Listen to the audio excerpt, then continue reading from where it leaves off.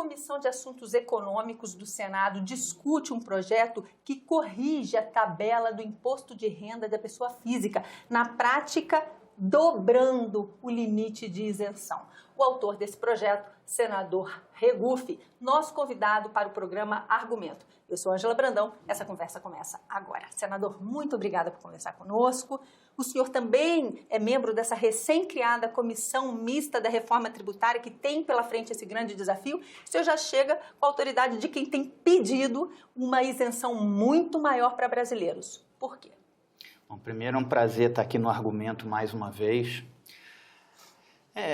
Os limites de isenção da tabela do imposto de renda da pessoa física, eles estão defasados em 103%.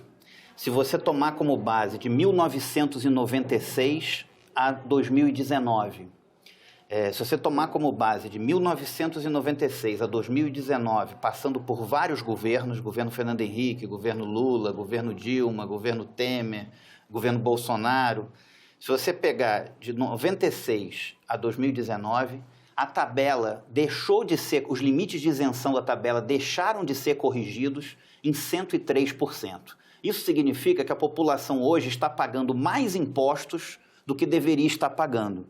Quando um governo não corrige os limites de isenção da tabela do imposto de renda, o que este governo está fazendo, de forma indireta, é aumentando a carga tributária para a população.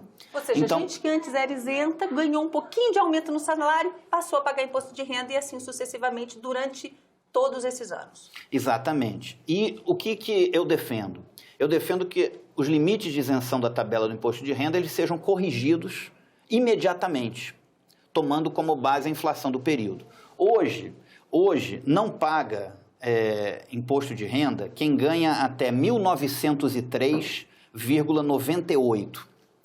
Se os limites de isenção da tabela do imposto de renda fossem corrigidos imediatamente, deixariam de pagar imposto de renda quem ganha até 3.881,65. Então, nós teríamos aí uma diferença grande. Os limites estão defasados em 103,87% e não pagaria imposto de renda quem ganha até 3.881,65%. Fora que essa tabela também, de quem paga certos percentuais, também vai sendo mexida em toda essa cadeia, também com essa correção, não é? Exatamente. Por exemplo, quem ganha R$4.000, hoje paga de imposto de renda 263,87%. Passaria a pagar só 8,88. Quem ganha R$5.000 paga hoje 505,64. Passaria a pagar só 83,88. Quem ganha R$6.000 paga hoje 780,64. Passaria a pagar 180,32. Quem ganha R$7.000 por mês paga hoje por mês 1.055,64 de imposto de renda. Passaria a pagar 330,32. Quem ganha R$8.000 paga hoje 1.330,64. Passaria a pagar apenas 560,22. Então, além de corrigir nos limites de isenção, além de isentar de pagamento de imposto de renda quem ganha até R$3.881, além disso, para as faixas posteriores também vai ter uma redução. E em troca, porque assim, o governo não pode ter perda de receitas, nós temos que ser responsáveis. Em troca disso, eu estou defendendo e vou defender na Comissão Mista de Reforma Tributária, da qual eu fui indicado para participar, eu vou defender a tributação sobre lucros e dividendos. Num estudo em 100 países do mundo, apenas Brasil e Estônia não tributam lucros e dividendos.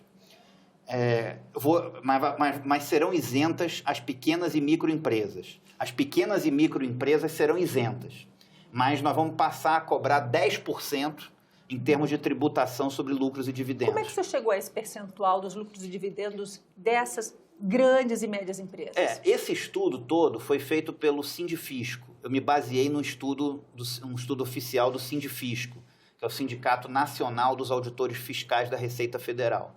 Inclusive, a defasagem da tabela é também um estudo do Sindifisco. que mostra que de 1996 a final de 2019, a tabela está defasada, tomando como base a inflação do período, em 103,87%. Então, eu peguei esse estudo do Sindifisco e fiz essa proposição.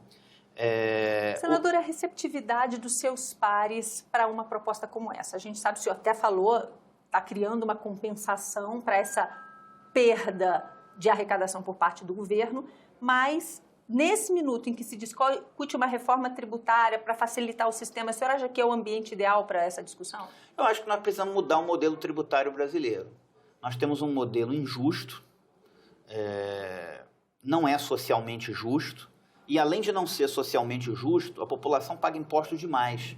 O Brasil tem a maior carga tributária entre os países emergentes. A maior carga tributária dos BRICS, maior que a da Rússia, maior que a da Índia, maior que a da China, maior que a da África do Sul. Eu não posso acreditar que todos esses países deem conta das suas responsabilidades com uma carga tributária inferior à brasileira e o Brasil, com uma carga tributária desse tamanho, não dê conta das suas responsabilidades. Então, o que nós precisamos fazer, num ponto futuro, é, primeiro, simplificar o modelo tributário.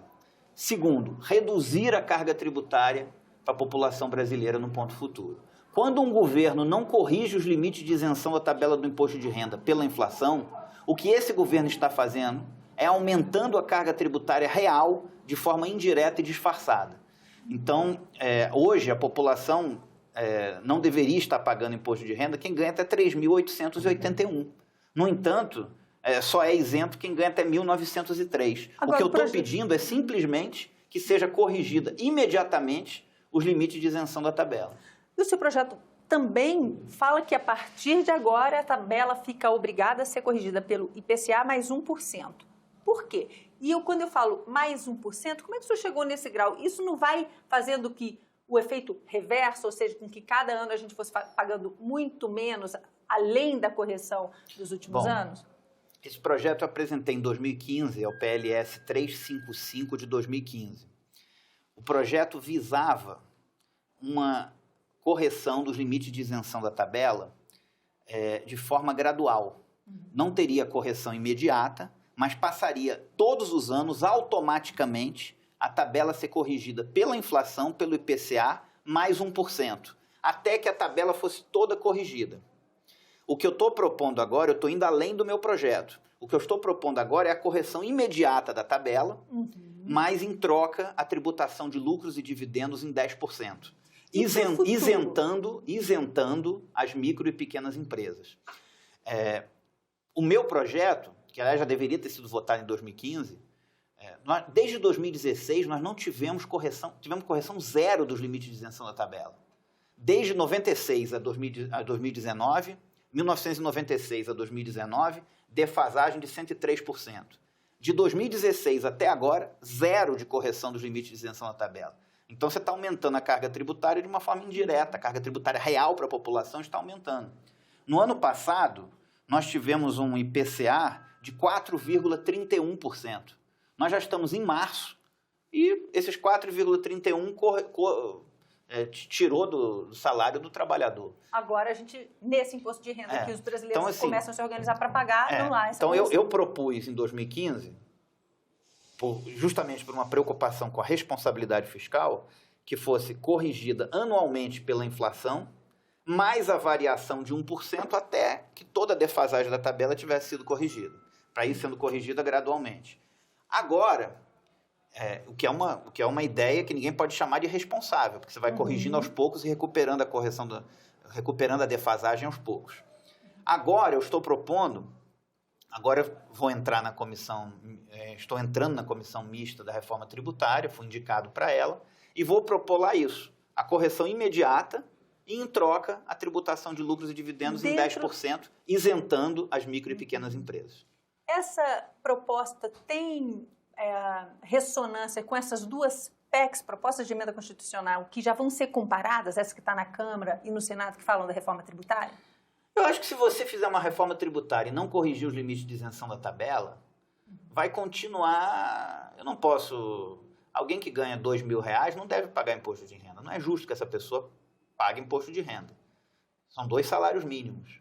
Agora, tem artistas de televisão, tem jogadores de futebol que ganham 600 mil reais por mês e que não pagam imposto de renda.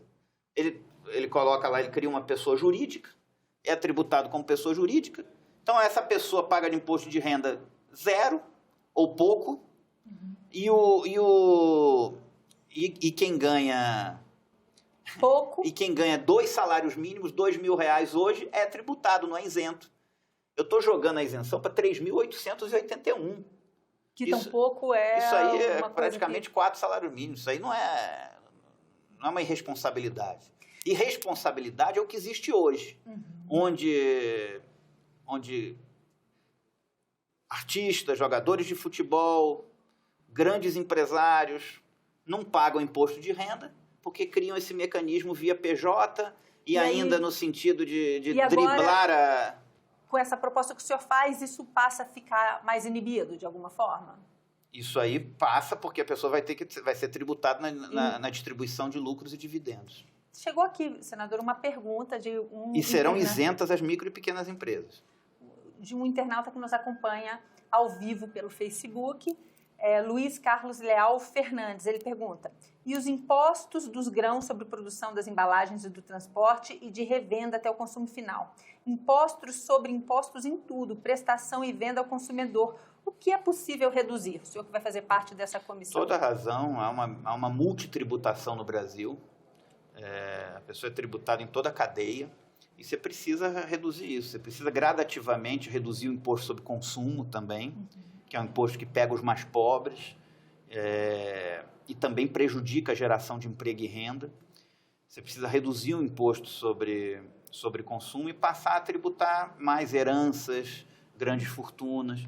Mas isso tem que ser feito de uma forma muito responsável, de uma forma módica, porque se você fizer também exagerar nisso, você vai tirar a divisa do país. Então, precisa ser feito com responsabilidade. A tributação sobre cesta básica e remédios, eu defendo que seja zero. Ninguém compra alimentos da cesta básica ou remédios porque quer. A pessoa compra porque precisa, para comer e para tratar da sua saúde. Então, essa tributação tinha que ser zero. Aumentando na outra ponta a tributação sobre o consumo supérfluo. Aí sim você tem uma tributação. Na questão dos remédios, a Inglaterra não cobra imposto sobre remédios, o Canadá não cobra imposto sobre remédios, os Estados Unidos não cobram imposto sobre remédios, a Colômbia não cobra imposto sobre remédios. Eu não posso acreditar que todos esses países estão errados e o Brasil é que está certo. No Brasil, 35,7% do preço de um remédio são apenas impostos. Eu também tenho uma PEC aqui que proíbe a tributação sobre remédios no Brasil e vou defender também na Comissão Mista da Reforma Tributária a isenção da tributação sobre... a proibição da tributação sobre remédios. Há outras formas de você tributar. Voltando ao ponto da Comissão Mista da Reforma Tributária, estou vendo que o pessoal o tempo já está se exaurindo. Eu acho que é plenamente justo você isentar de pagamento de imposto de renda quem ganha até R$ 3.881, fazer pagar menos as faixas posteriores e você tributar lucros e dividendos em 10%. Sempre lembrando, ficarão isentas as micro e pequenas empresas. Senador, muito obrigada por essa conversa. Este foi o programa Argumento com o senador Regufe. Eu sou Ângela Brandão e nós conversamos aqui sobre o projeto defendido pelo senador de sua autoria que corrige a tabela de imposto de renda da pessoa física. A você que nos acompanha, mais uma vez, muito obrigada pela atenção. Lembrando que se você quiser rever este programa ou outros da TV Senado, pode visitar a nossa página na internet, no endereço senado.leg.br/TV, na nossa página no YouTube, com o nome de TV Senado, ou até ligar para a gente no telefone 0800 61 2211 para deixar sua opinião, seu comentário. A você que nos acompanha por podcast, muito obrigada pela sua participação. A você que está com a gente no Facebook, obrigada por estar com a gente. Aliás, nesse caso, você fica aí. Na TV Senado a gente se despede e até a próxima.